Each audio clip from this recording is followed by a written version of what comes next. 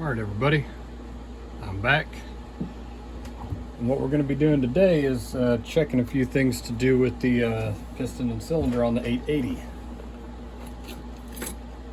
First thing I'm going to do, I always do this. See, the gasket sticks up just a skosh past the top of the case. So I'm going to start on one side.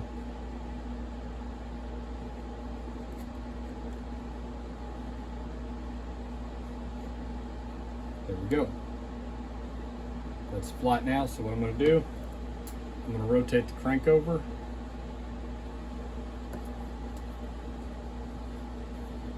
And these are normally where it gets a little frustrating, but we'll see. There it went.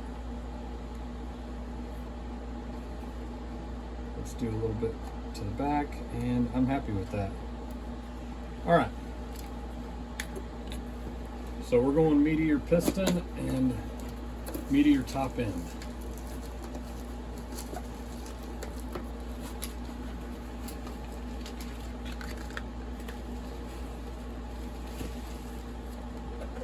Let's set that back there. Now I'm tempted to check the numbers and see, but I don't necessarily want to do too much quote unquote machine work.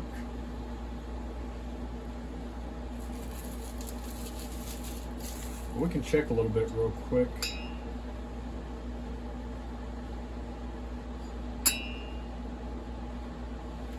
And that is a freaking massive wrist pin. 13 by 39. Alright, so one of these right here, that's the oil pump right there.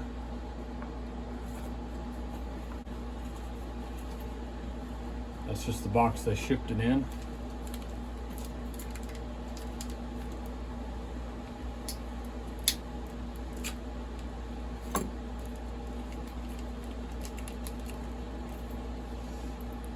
I'm still kind of debating on it because this is going to be probably milling a little bit is what I'm going to use it for. That was one of the reasons I really wanted to do the meteor top end.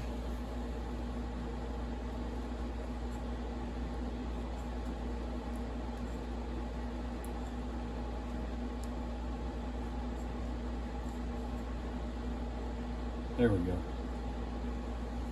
Good amount of oil right there.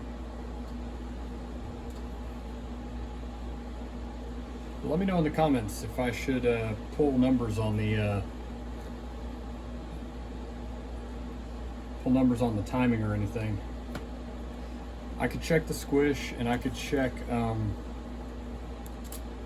the timing numbers for the exhaust, and we could even look a little bit at the transfers and intake. But like I said, this is going to be mainly milling and mainly when I need a freaking 4-foot bar. Let me get a good sized screwdriver for this because I've got to snap that retaining clip in.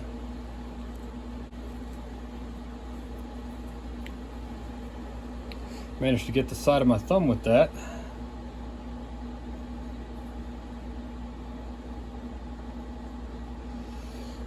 Trying to show you, while at the same time trying not to gouge myself too bad. There it went.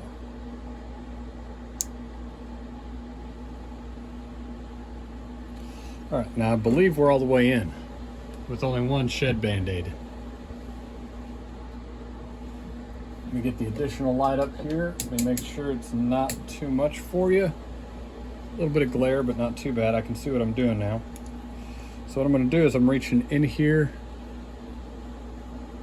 and right at the gap, making sure I can slide it a little bit, and I can. It's all the way in, all the way around.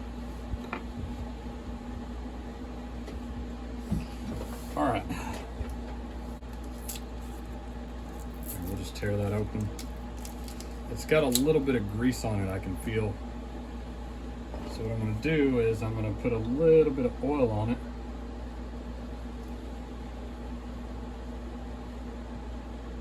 and that will kind of counteract the grease.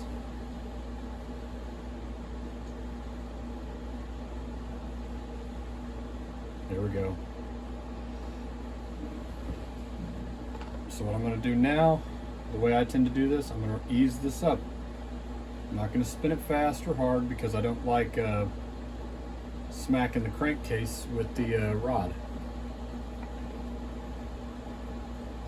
Line it up. And that went all the way in. Rotate this back down, especially on a freaking 60 millimeter.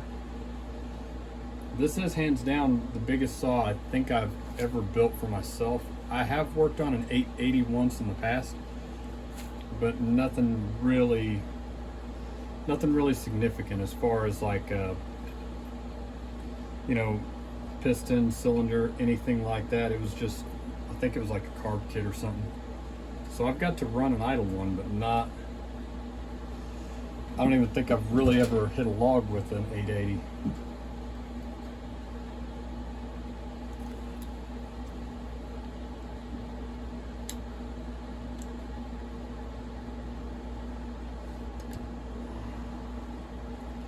Now it started down in there, I'm reaching in from the top, and there it went.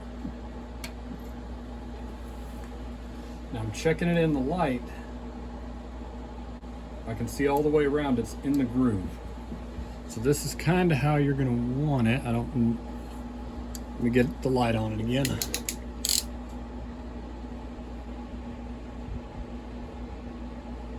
You're going to want that ring down in the groove all the way around, and make sure of it.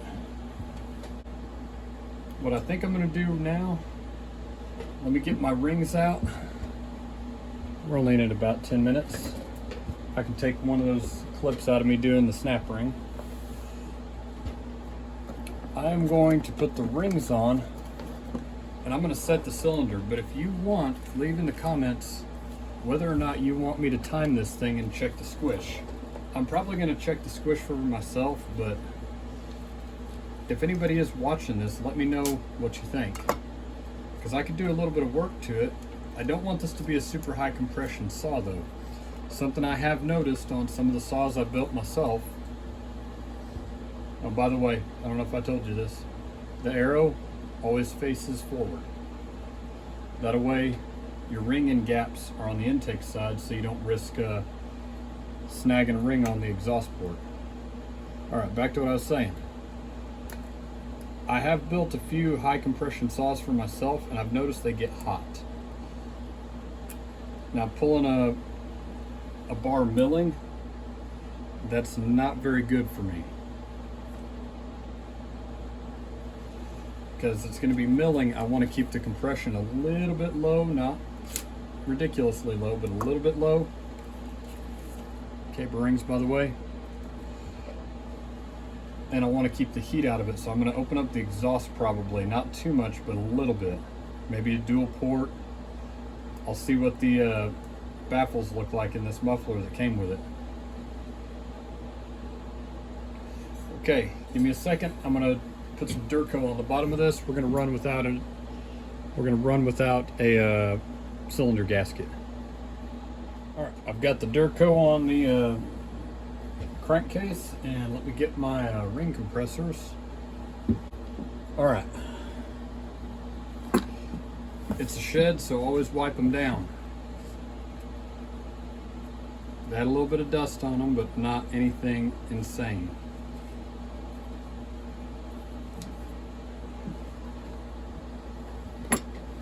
Now, I'm going to seat this, but if there are any comments suggesting to check timing numbers, check what I want to do to it to make it run cooler, let me know. Alright, so I'm oiling all the cylinder wall all the way around. Now what else I like to do is I like to put a little bit on the rings.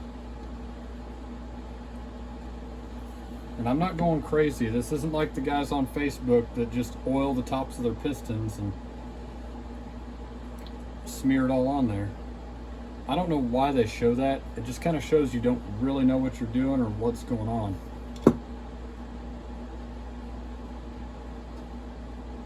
Once that thing fires the first time, the whole top of the piston, all that oil is going to be burned and possibly even carbonized. Alright, this is the biggest ring compressor I have, and it may not be big enough. Oh, it's big enough. Alright. I do need to lower that down just a little bit to the top of the ring.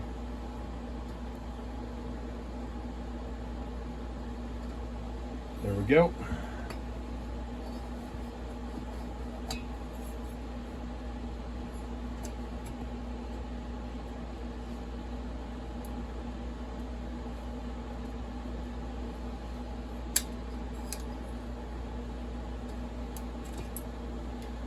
All right, something's not going straight for me right off the bat. There we go.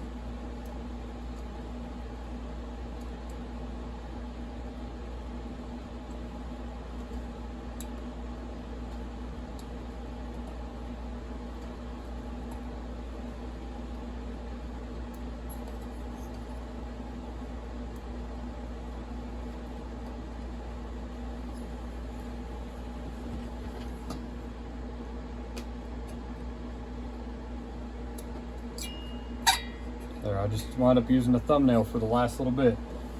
I'm going to rotate this over, and I'm going to set that right down directly onto the Durco.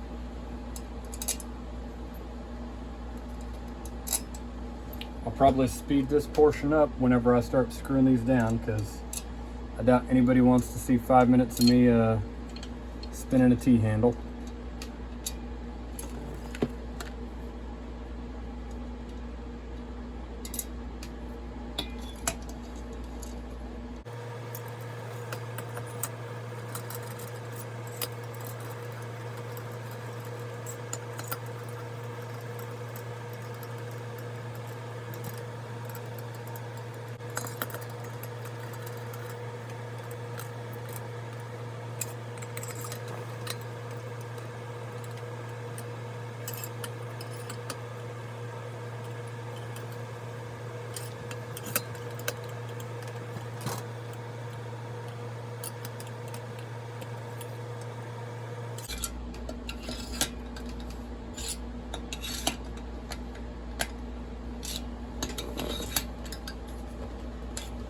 All right, there is a brand new Meteor piston,